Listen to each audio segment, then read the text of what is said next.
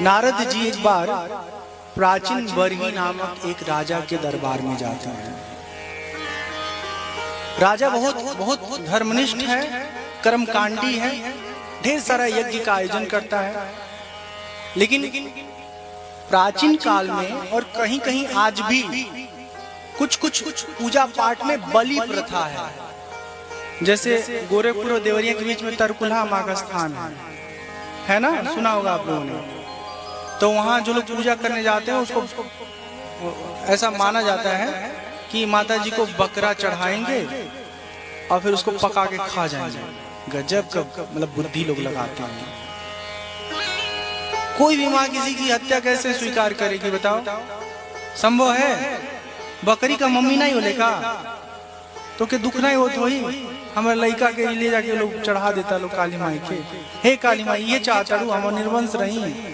हाँ नहीं, सोची वाली बात है। लेकिन अपने जीवी के स्वादे के चक्कर में मांसाहारी जीव जंतु ये राक्षस लोग, हाँ राक्षस से कम थोड़े ना होते हैं जो मांस खाते हैं। अब कोई खाता हो तो अपने आप को राक्षस समझ ले।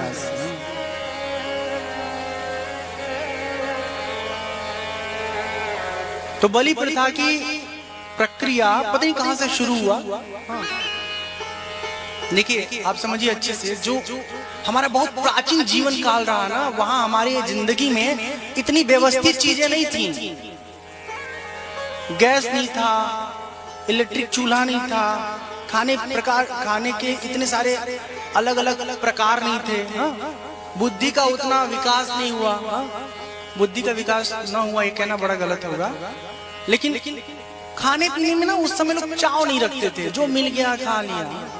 तो जंगल में रहने वाले जो लोग थे उनके पास बहुत सारे संसाधन नहीं थे, तो उनकी मजबूरी थी कि वो किसी पशु को मार करके खा लेते थे, अपने पेट की भूख मिटाते थे।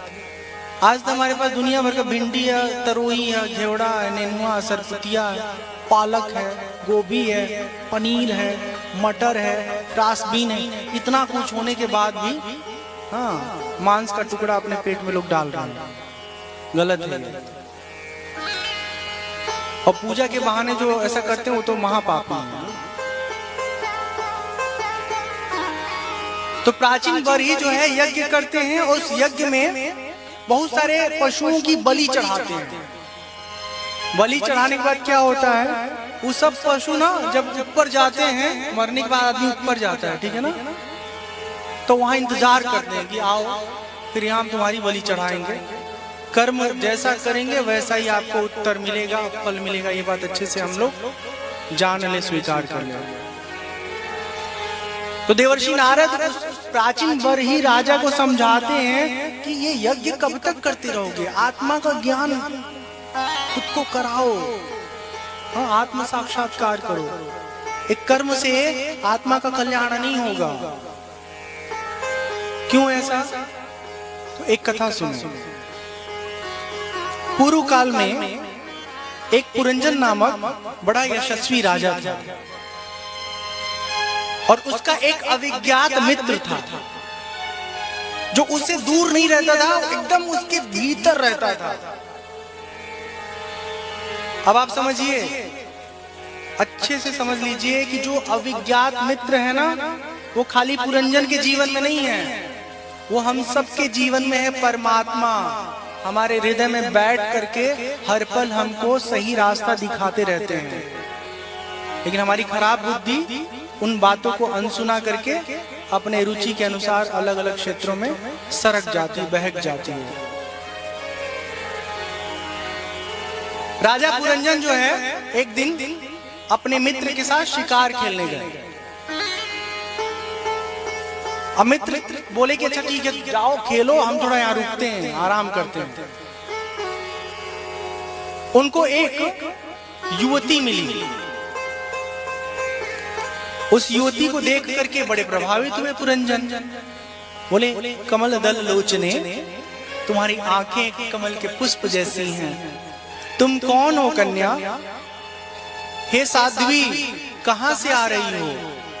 कहां जाना है? तुम क्या कर रही हो इस क्षेत्र में? वो अपना परिचय देती है। फिर पुरंजन कहते क्या तुम हमारे साथ विवाह करोगी, हमारी जीवन संगिनी बनोगी। तो राजा महाराजा किसे ना पसंद आए तो पुरंजनी जो है वो स्वीकार कर लेती है प्रणय निवेदन, और फिर पुरंजन पुरंजनी की विवाह हो जाती है। 100 वर्षों तक आनंद भोगते हैं, बड़े आनंद से रहते हैं लोग। हालत ये हो जाती है राजा पुरंजन की कि जिस तरह से पुरंजनी खुश हो, खाली वही काम पुरंजन राजा करते थे। हाँ, कुछ बहुत अच्छे दुल्हा होते हैं एकदम पुरंजन की तरह। मेहरारू कहे कि चुप चुप हो जाएंगे, कहेंगे हंसिए ना, काहे हंसते नहीं है, तो बिना मतलब का हंसे लगेंगे, पता नहीं डर के कि अपने पत्नी की आज्ञा का पालन करने के लिए। अपने माई के अगर 1 रुपया दिहला समझा तो ठीक खैर नहीं हुआ, 1 रुपया नहीं देगा तो वही चिंता कर अपने माई का। 2 लड़का और नहीं माने, कोई 3 लड़का और नहीं माने, 5 लड़का और नहीं माने। मतलब मेहरारू का बात टलने का हिम्मत नहीं होला कोनो कोनो मर्दन में। अब उनके का कहल जला वो आप लोग गांव में जानते हो कब। तो पुरंजन ऐसा नहीं कि जब पुरंजनी हंसे तो हंसे, जब वो खा तो खाए, जब वो चले तो चले, जब वो बैठे तो बैठ जाए, जब खड़ा हो तो खड़ा हो जाओ। इतना अच्छा मर्द रहे, बताओ दुल्हन लोन कैसे मर्द मिल जाए तो फिर का पूछे के। एक दिन के बाद पुरंजन मीना बतौले अपने मेहरारू से शिकार खेलने चले गए।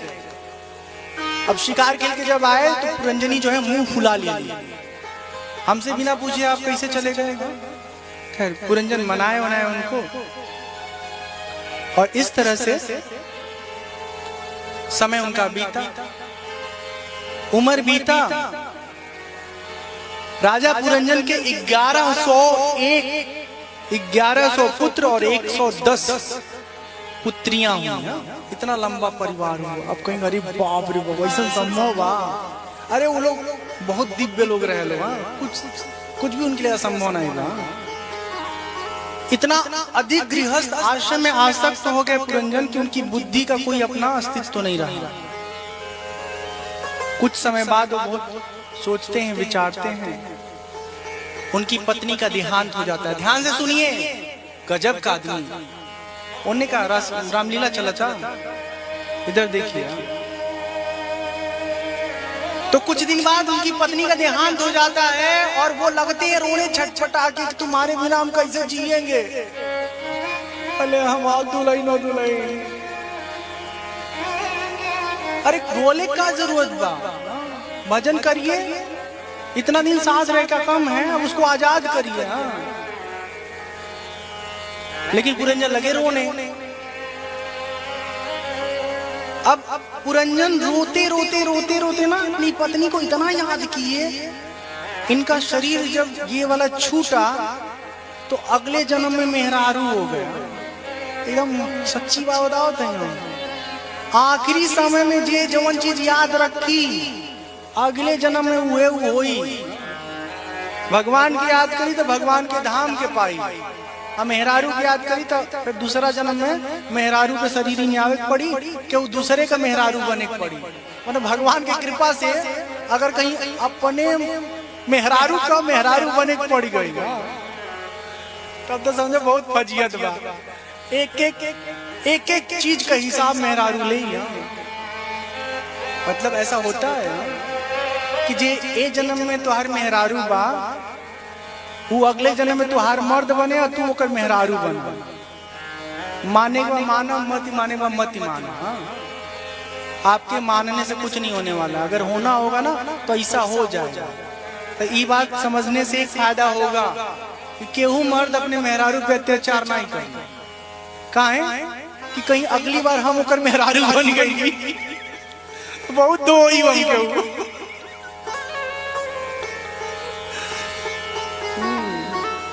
अब के मर्द तो तनी नरम हो गई बाटे, पुरन के मर्द इतने कड़क रहले हैं। अरे बाप रे बाप। तो समय समय के बाद पुरंजन जो है पुरंजनी बन जो है इनका एक दूसर जन्म भइल और ओकरे बाद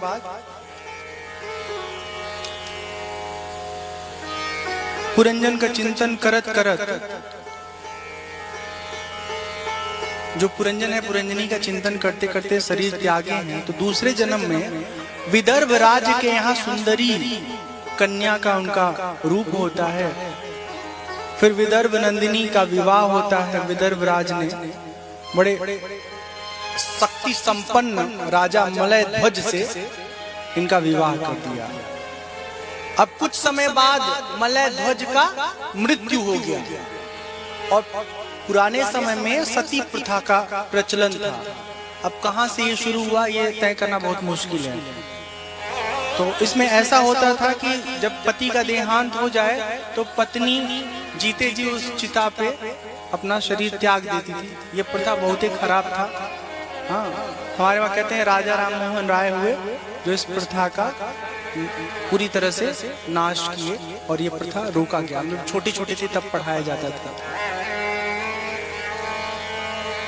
तो पुरंजनी जो है ना, मतलब मलय ध्वज की अब अरे पुरंजन, हाँ पुरंजन अगले जन्म में स्त्री बन गए, मलय ध्वज की पत्नी हो गए। मलय ध्वज का जब निधन हुआ तो उनके चिता पे जाके जलने के लिए आगे कदम बढ़ा रहे थे। तब तक जो अविज्ञात मित्र है ना परमात्मा, वो ब्राह्मण का रूप लेकर के गया और हाथ पकड़ के खींच लिया। गजब का लीला करते हो, ये कहां तुम जल के मरने जा रहे हो भैया? किसके लिए शोक कर रहे हो? तुम किसके पति पत्नी हो? पिछले जन्म में तुम कौन थे तुमको मालूम है? यहाँ कोई किसी का नहीं है, सब अपने अपने जीवन का यात्री है। सखे तुम्हें याद है मैं तुम्हारा अविज्ञात नामक सखा, इस पृथ्वी का भोग भोगने के लिए तुम हमारे साथ चले थे और एक सुंदर लड़की देख करके उसके पीछे बहक गए। अब लड़की के साथ जीवन जिए, बाद में लड़की को याद करते करते अपने पत्नी को याद करते करते मरे तो अगले जन्म में तुम दूसरे की पत्नी बन गए।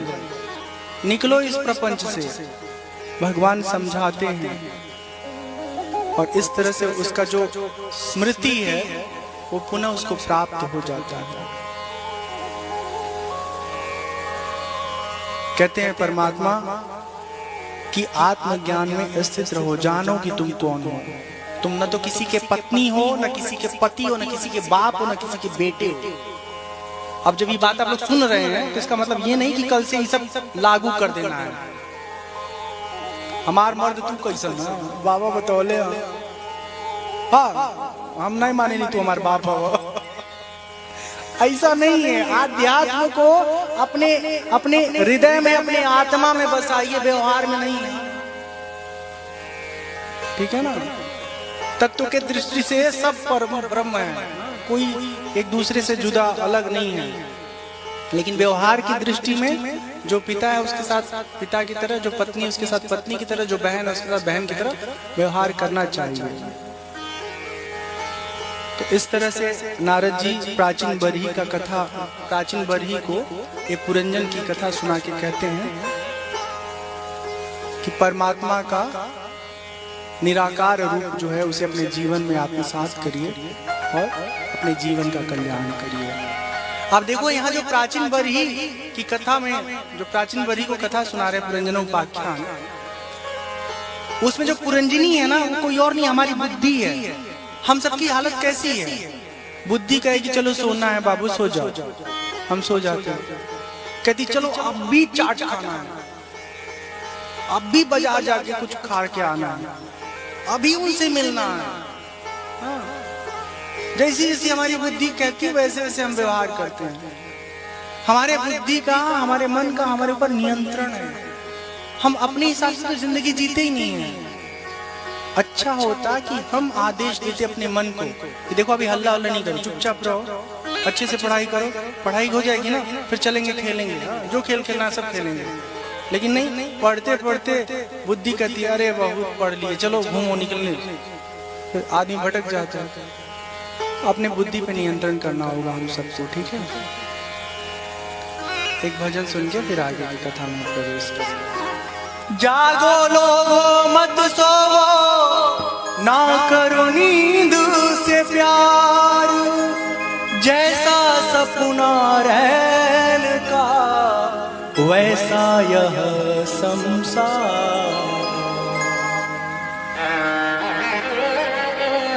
वैसा यह संसार, वैसा यह संसार। अवसर बार बार नहीं आवे, जो चाहो करी ले हो भलाई, जन्म जन्म सुख पावे। अवसर बार बार नहीं आवे, अवसर बार बार नहीं आवे।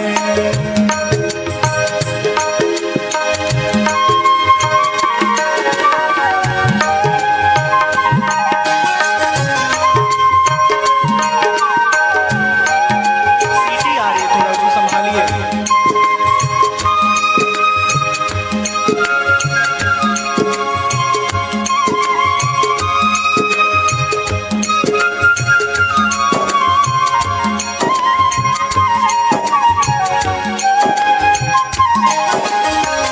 अवसर बार बार नहीं आवे, अवसर बार बार नहीं आवे।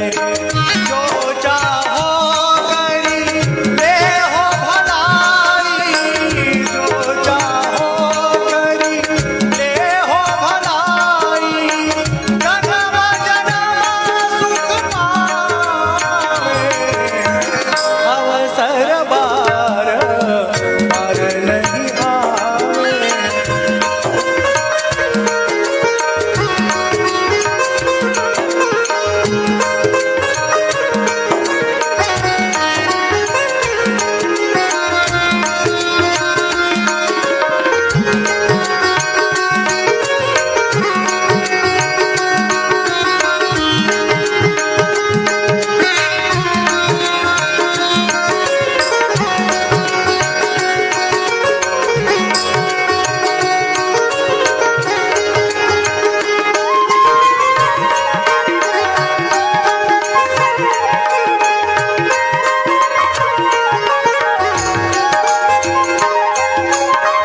तन मन धन में नहीं कछु अपना,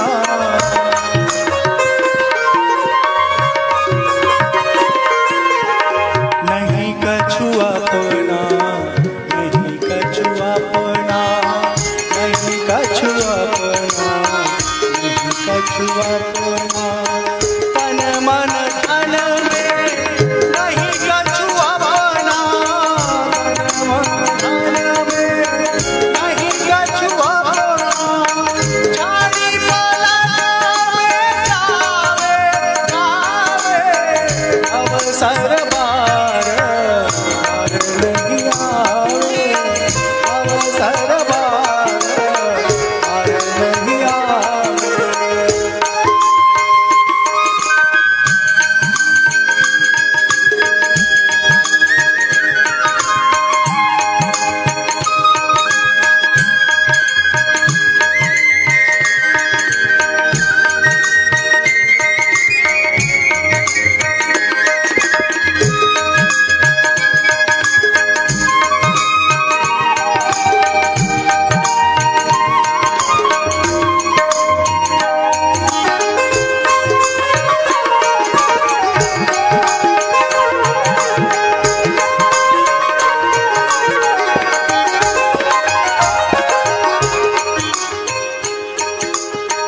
तन छूटे धन कौन काम के, तन छूटे धन कौन काम के, तन छूटे धन कौन काम के, तन छूटे धन कौन काम के। टिफिन कहे कहावे कहावे, अवसर बार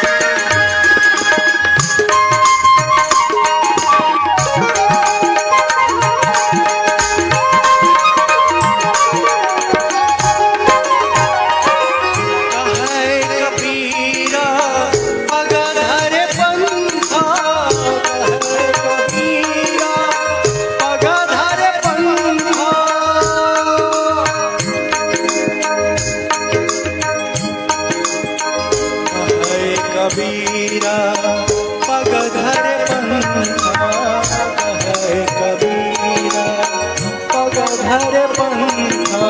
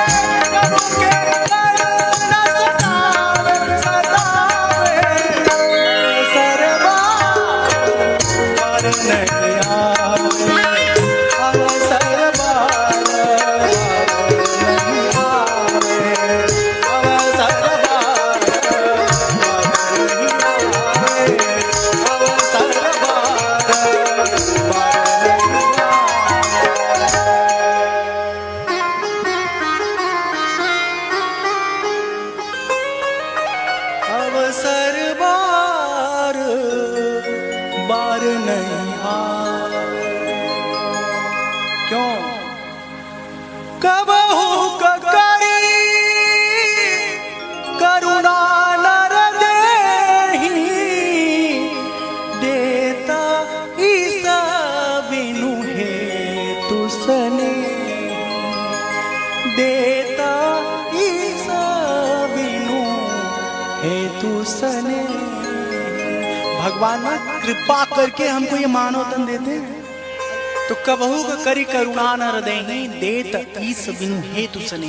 अगर हमको लगता है ना कि हमारे कर्म बड़े अच्छे थे इसलिए हमको मनुष्य का शरीर मिला है, ये गलत फहमी है। हमारे कर्म तो इतने निकृष्ट हैं कि अगर जिस तरह आप धन का लेखा जोखा लगाते हो ना, महीने में 80,000 रुपए आया है इनकम और खर्च ये और बचत ये, उसी तरह अपने कर्मों का लेखा जोखा जरा तैयार करें, फिर आपको निष्कर्ष ये निकलेगा कि हमारा कोई ऐसा कर्म नहीं है कि जिसके आधार पर हमको दोबारा मनुष्य योनि भगवान दें। परमात्मा हमारे भटकते हुए प्रवृत्ति को देख करके सोचते हैं एक बार इसको मौका देते हैं, अपने जीवन को सार्थक कर ले, लेकिन हम लोग आके इसमें फिर फंस जाते हैं। तो वही कहा है कबीर बाबा ने कि जागो जागो जागो, ये जो अवसर मिला है बार बार नहीं मिलेगा। इसलिए इसमें अपने आप को सफल करो, सार्थक करो। आगे पंचम स्कंद का कथा हम सब श्रवण करेंगे और पंचम स्कंद में एक अत्यंत प्रभावशाली, बहुत ही विशाल महान किरदार है, चरित्र है ऋषभदेव जी का चरित्र। ऋषभदेव बहुत बड़े राजा हुए, इनके बहुत सारे पुत्र हुए। उनमें जो भरत जी है ना सबसे योग्य, तो भरत जी को राजा बना के ऋषभदेव जब चौथेपन में पहुंचे तो घर परिवार सबसे दूर जाकर के जंगल में रहने लगे। कैसे रहने लगे? अजगर वृत्ति के समान। जैसे अजगर में एक प्रवृत्ति होती है, क्या प्रवृत्ति होती है? वो कहीं उद्यम नहीं करता, बैठे बैठे उसके आसपास अगर कोई शिकार आ गया ना, गप। तो अजगर तो हिंसक है ना, किसी को बिना बताए निगल लेता है। अभी थोड़े ना कहता है कि रुको रुको रुको तुमको निगलना चाहते हैं, तब तक तो शिकार भाग जाएगा। लेकिन ऋषभदेव ऐसे नहीं। ऋषभदेव के जीवन में अजगर वृत्ति का मतलब ये है कि अब ये जीवन जीने के लिए कोई अभ्यास, कोई कोशिश, कोई प्रयत्न नहीं कर रहे हैं, पड़े हुए हैं आराम से, भजन कर रहे हैं, भगवान में डूबे पड़े हैं। अजगर करे न चाकरी, पंछी करे न काम, दास मनु का कह गए सबके दाता राम। दास मनु का कह गए सबके दाता राम। हम सबके आसपास भी कुछ ऐसे महापुरुष होते हैं जो पात्र तो बिल्कुल नहीं है, लेकिन ज्ञान बड़ा बड़ा देते हैं। अरे काहे फिक्र करती हो, हमारी धन्नो सब भगवान है ना, वो करेंगे सब ठीक ठाक। ऐसा नहीं है, ऐसे मर्द को तो 2 लाठी मार के घर से बाहर निकालो। इतना बढ़िया शरीर लिए जाके कुछ नरेगा में भी काम करिए, अगर नहीं कुछ और कर सकते तो 300-400 लेके तो आएंगे। इनका मतलब हुआ ब्याह कर लिए हैं, बच्चों को जन्म दे दिए हैं और काम नहीं करेंगे। अब जो शारीरिक रूप से असक्षम है उनके लिए मैं ऐसी बात नहीं कर रहा, लेकिन जो शारीरिक रूप से स्वस्थ है और काम नहीं कर रहा है, घर में बैठा पड़े हुए ताश खेल रहा है, इधर उधर टाइम खराब कर रहा है, ऐसे लोगों सबको निकाल के घर से बाहर करिए। गोरखपुर जाए चाहे पटना जाए, बम्बई जाए चाहे पूना जाए, कहीं जाए पैसा कमा के लाके घरे भेजें, ताकि जेके जन्म दिए हैं उसकी अच्छी जिंदगी दी जा सके, उसको अच्छा जीवन दिया जा सके। ये अजगर करे ना चाकरी, पंछी करे ना काम, ठीक है। कहीं आपने देखा है क्या कि पंछी बैठा रहता है घोंसला में? कहीं देखा है? वो भी बेचारा जब अपने जीवन में नया नया बच्चा पाता है ना अपना, तो जाता है चिड़िया जाती है और चुक चुक के अपने लिए बच्चे के लिए चारा लेके आती है।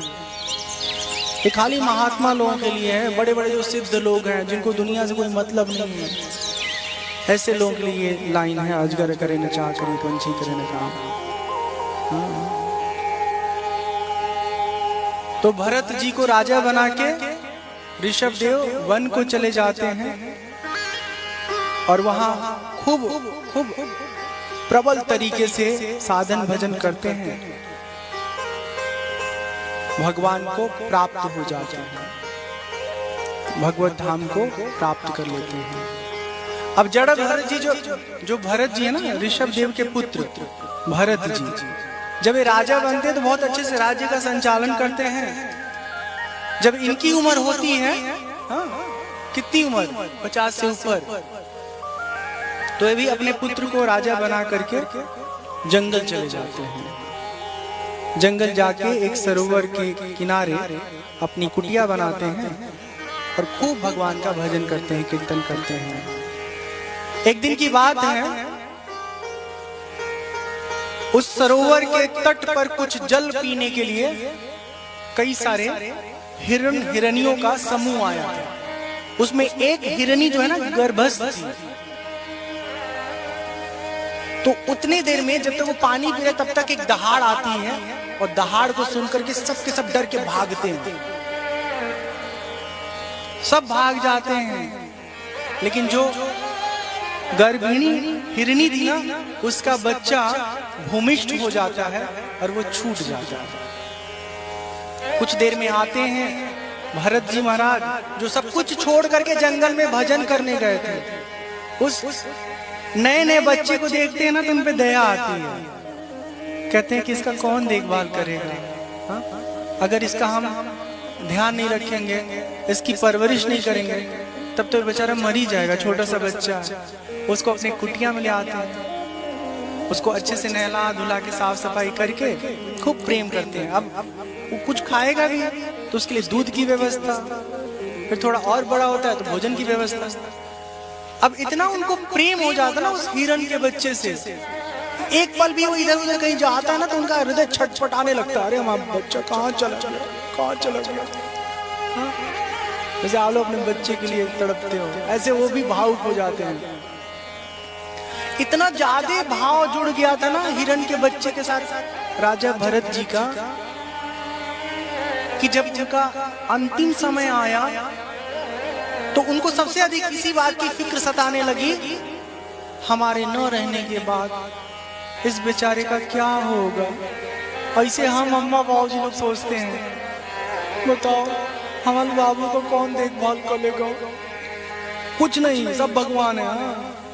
वही पेट में लाए, वही भूमिष्ठ किए, वही बड़ा किए, वही लंबाई चौड़ाई मोटाई दिए, यहाँ तक कि परमात्मा भी कमाल के दुल्हन भी फिट कर रखे थे। ये तो दुल्हन हुई है, कितनों माधा बच्ची कला, सब भगवान तय करके रखे हैं किसको क्या करना है। तो हमारे हाथ में क्या है, ये सवाल आएगा ना कि सब कुछ जब तय ही बा तो हम क्या करें, अपने आप होता रहेगा, ऐसा नहीं है। जैसे आप अपने गाय को जब खूंटा में बांधते हैं तो कोई समझदार व्यक्ति एकदम खूंटा से एकदम सटाक नहीं बांधता है, बांधता है क्या, 5-10 फीट का रस्सी लगा ही देता है, और खेत में जब बांधते हैं तो 50 फीट, 40 फीट का रस्सी लगा देते हैं। उसका मतलब क्या कि 40 फीट तक बच्चा जितना चरे बच्चा रहेगा। ऐसा ही भगवान हमन के व्यवस्था कैले बाटे। एक सीमा तक जवन जवन चरे के बाद खाए के बाद खा पी ला, ओकरे बाद हम देखा तुहार का करे के बा।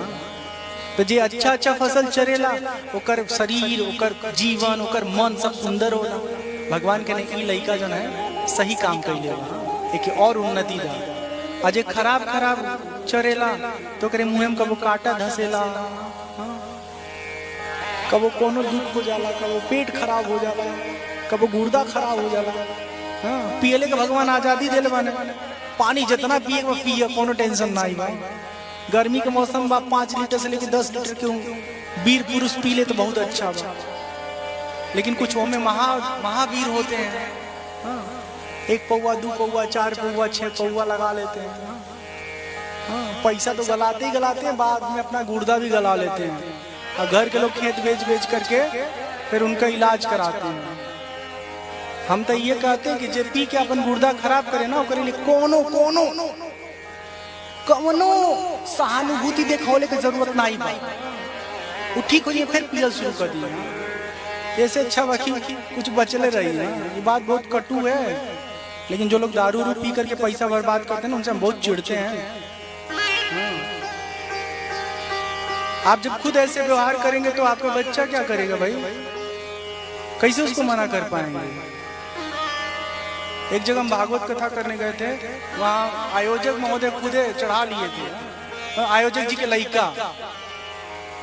तो वहाँ दिमाग खराब हो जाता है, लेकिन क्या कर सकते हैं? दूसरे घर आई बाटी डांट भी नहीं सकते, पता चल डंडा लेकर चल निकलो, हमारी आजादी में खलल डालने आए हो।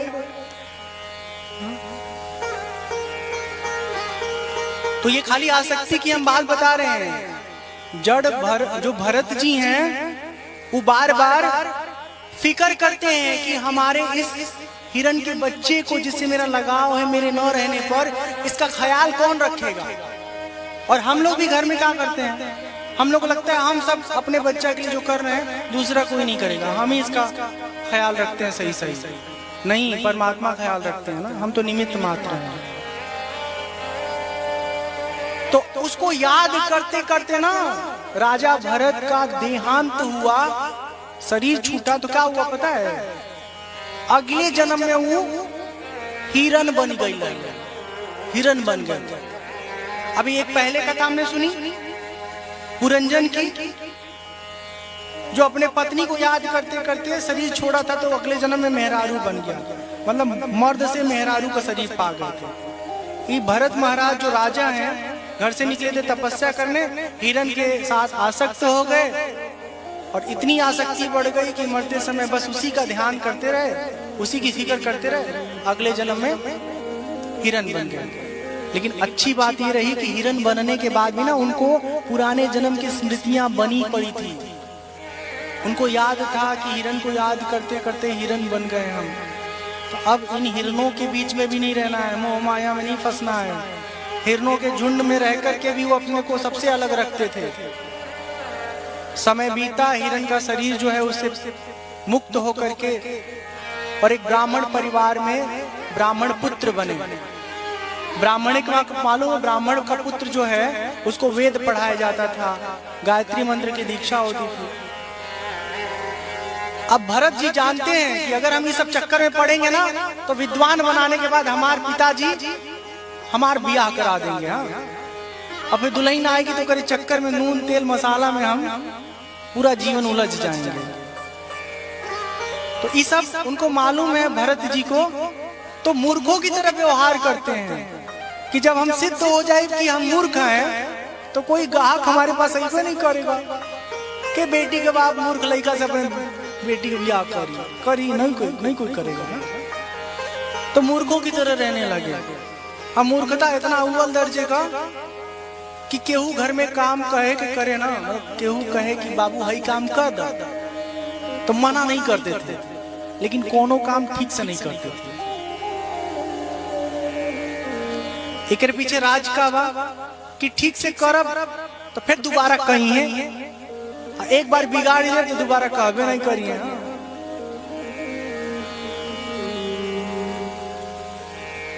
तो जड़ भरत जी घर में रहते हैं, अपना भोजन आदि करते हैं और मस्त अपनी जिंदगी जीते हैं, भगवान का भजन करते हैं, कीर्तन करते हैं। भाई लोगों का विवाह हो गया। विवाह होने के बाद भौजाई लोग आई। कुछ दिन तो देवर का व्यवहार अच्छा लगा, फिर देवर जी खटकने लगे। उनको लगा कि अरे बताओ, इतना अच्छा स्वस्थ है, कोनो काम नहीं करता है, दिन भर बैठे बैठे हम लोग बनाते खाते हैं। अपने पतियों को समझाती हैं कि अपने छोटे भाई को काम पे क्यों नहीं लगा देते। अरे माना बुद्धि नहीं है, शरीर तो अच्छी है ना, एक काम करो उनको खेत में लगा दो। तो जड़ भरत के भाई लोग भरत जी से बोले कि जाइए जरा खेत को बराबर कर दीजिए। तो भरत जी का जो नियम पक्का था, कोनो काम मना नहीं करेंगे, लेकिन जो काम कहा जाएगा करने को उसको ठीक से बिल्कुल नहीं करेंगे। तो जहां गड्ढा था वहां से माटी और खने, और जो जगह ऊंचा था उसको और ऊंचा बना दिया। शाम को जब पहुंचे भाई खेत देखने की, भाई ने कितना काम किया है, तो देख करके सर पकड़ लिए। तो गजबे हो गया, जितना इसने किया, हाँ अच्छा होता न करता, ऊंचे को और ऊंचा कर दिया, खाल को और खाल कर दिया। अच्छा ठीक है, अब तुम क्या करो, ये काम छोड़ दो, ये सब काम मत करो, तुम नहीं कर पाओगे। दूसरे दिन दूसरे काम पे तैनाती हुई कि खेत में फसल लगी हुई है, खेत की रखवाली करो। तो भरत जी अपना खेत के किनारे बैठ गए और भगवान का भजन करने लगे। चिड़ियों का झुंड आया, वो पूरा भंडारे की तरह माहौल बन गया। चुग चुग के फसल खा रही हैं, आनंद ले रही हैं। अब भरत जी देख के बड़े आनंदित थे। खाओ खाओ बच्चा लोग और खाओ।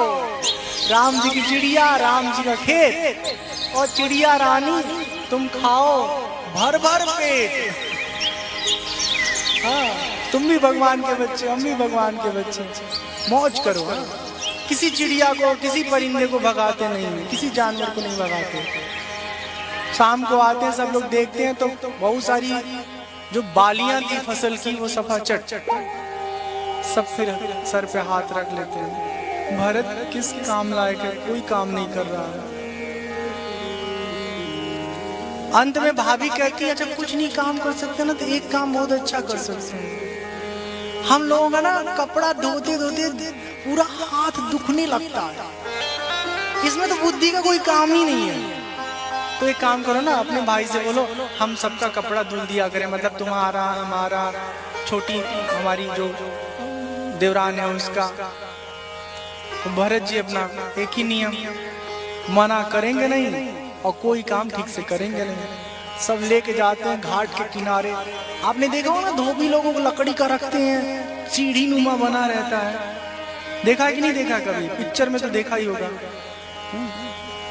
तो भरत जी अपना उसको बढ़िया से भिगा के मार पटक पटक के, मार पटक पटक के, मार पटक पटक के, इतना कपड़ा जी को पटके है कि कपड़ा का रेसा सूता सब जो है इधर उधर और सब बटोर के कचौली में ले जाके दुआरे पे टांग दिए हैं।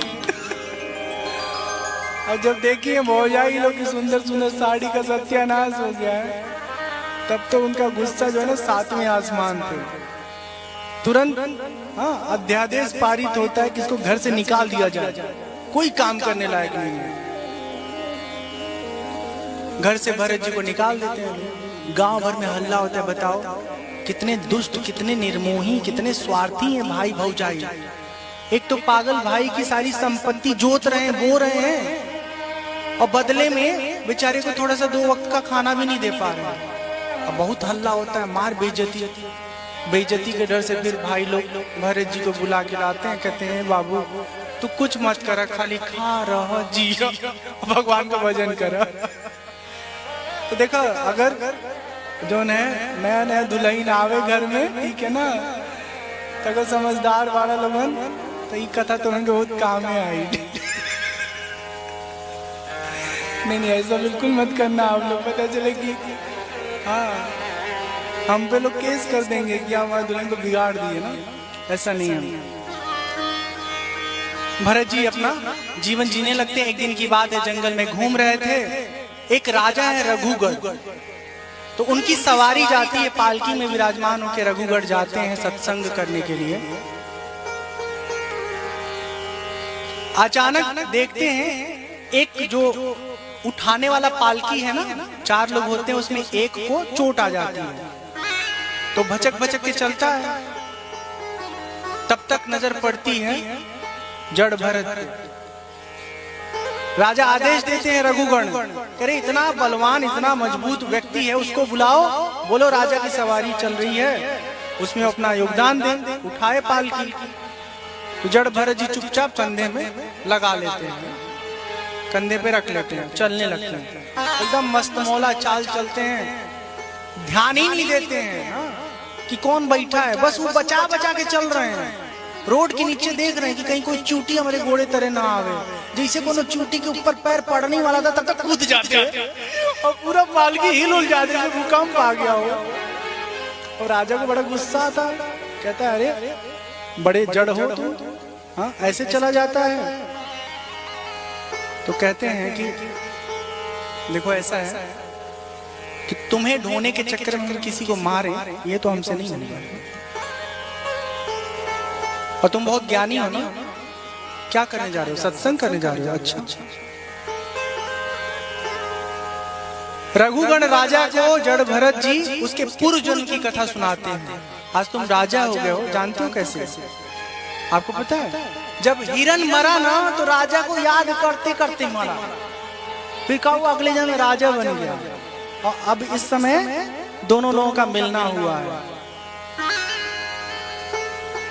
जैसे ही रघुगण पहचानता है कि ये तो हमारे पालक राजा भरत हैं, पालकी से कूद करके पैरों में गिर जाता है और कहता है कि हे राजन हमें माफ करें। माफी मांगता है और वहीं जड़ भरत से सत्संग करते हैं रघुगण, और फिर अपने नगर को लौट जाते हैं। इस तरह से जड़ भरत जी भी अपने जीवन को जीते रहते हैं। कालांतर में देह का यात्रा पूरा होता है और परम धाम को प्राप्त हो जाते हैं। बोले श्री कृष्ण भगवान की जय। अब आप इस बात को समझिए कि इस पूरे कथा का एक सार है, ठीक है ना। पहला ये कि जिसको जितना याद करोगे वही आखिरी समय में याद आएगा। तो अगर संसार के रिश्ते नातों में आप उलझे रहेंगे तो यही आपको सताएगा आखिरी समय तक, और अगर भगवान को याद करेंगे तो फिर भगवान याद आएंगे। संसार के लोग तो बेड़ा पार लगाने वाले हैं भैया, यहाँ तो बस ले जाके शमशान तक वही फूक फाक के सीताराम। एकदम सच्चाई है, इसे कोई माने ना माने होगा सबका यही हाल। गहना गुड़िया जो है ना, जैसे आदमी का शरीर छूटता है पतोहन का नजर वही पे रहता है। हाँ, 4 भरी का अम्मा का सीकर केकरे हाथे जाई, धीरे से केहू इन्ने छीनता केहू उन्ने कुंडल छीनता, हाँ मंगलसूत्र केहू केनो। अरे बाप रे बाप, अरे अम्मा का अम्मा के संगे जरी जाए का दिक्कत बा? अरे भैया कैसे जरी जरी, हमार मर्द बनवाइए नहीं पाई, हाँ सोना इसे फेंक दिया जा। कबीर बाबा ने एक बड़ा सुंदर बात कहा है, बाप रे बाप इतना सुंदर कि पूछो मत। कैसा नाता रे हो मनवा, कैसा नाता रे, कैसा नाता रे जगत में, कैसा नाता रे, मन फूला फूला फिरे जगत में, कैसा नाता रे, मन फूला फूला फिरे जगत में, कैसा नाता रे।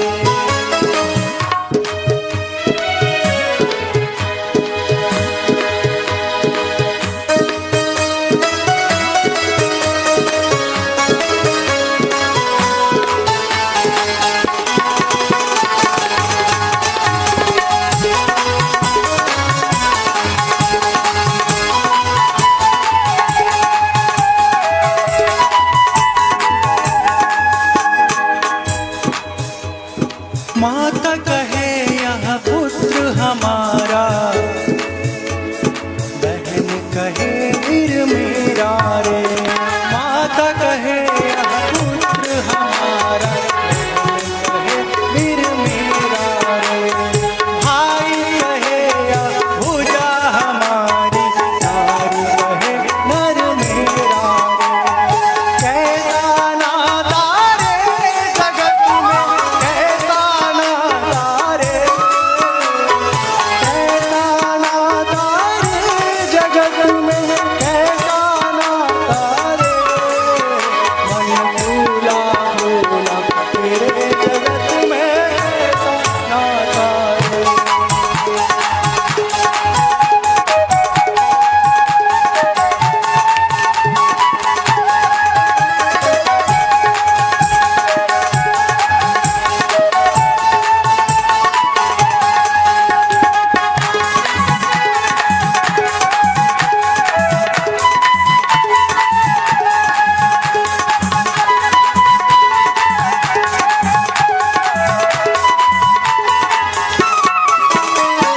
स्वार्थ का सब घर परिवार, सत्य वेद का नारा रे।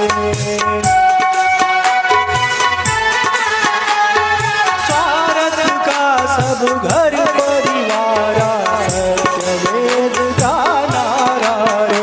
जब मौत ने आके उसे पुकारा, छोड़ चला घर द्वारा रे। कैसा नाता रे जगत में, कैसा नाता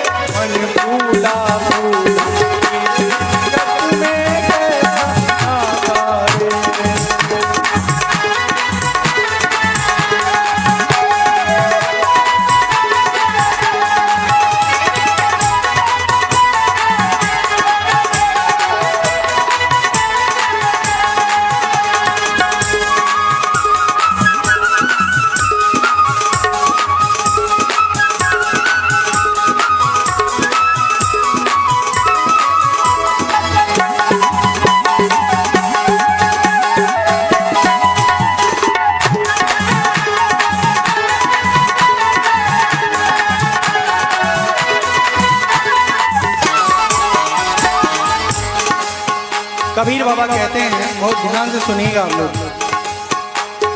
झूठे मोह ममता में मूरख बधा 84 पासारे।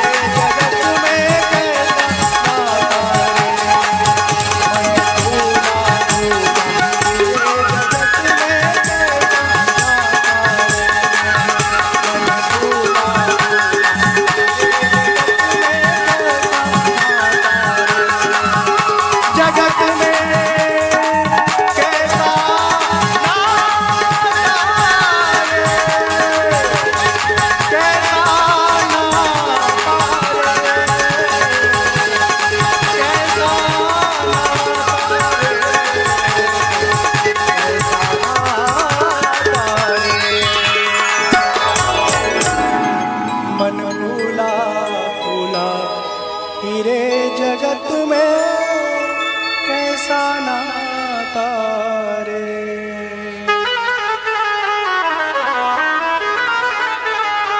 बोले कृष्ण कन्हैया लाल की जय। बहुत सुंदर वचन है। और रिश्ते नाते ऐसे उलझे बुलझे रहते हैं, पूरी जवानी जिंदगी सब इसी में घुस जाती है, खत्म, हाथ कुछ नहीं लगता है, ऊपर ना दुनिया की कोई चीज नहीं जाने वाली, ठीक है। उसमें एक ही चीज जोड़ना नहीं चाहता था। आदमी बहुत इमोशनल होता है। हमारे लड़का से हमारे प्रेम के तोड़ल चाहते हैं, हमारे पतोही से हमारे प्रेम के खत्म कर चाहते हैं। बताओ हमार का हिम्मत भैया, हम का खत्म कर पाए। भगवान का कृपा जब होला तो केहू केहू के जीवन का मोह जो है ना समाप्त होला, और जब तक मोह समाप्त नहीं होता है ना तब तक आदमी चक्कर काटता रहता है।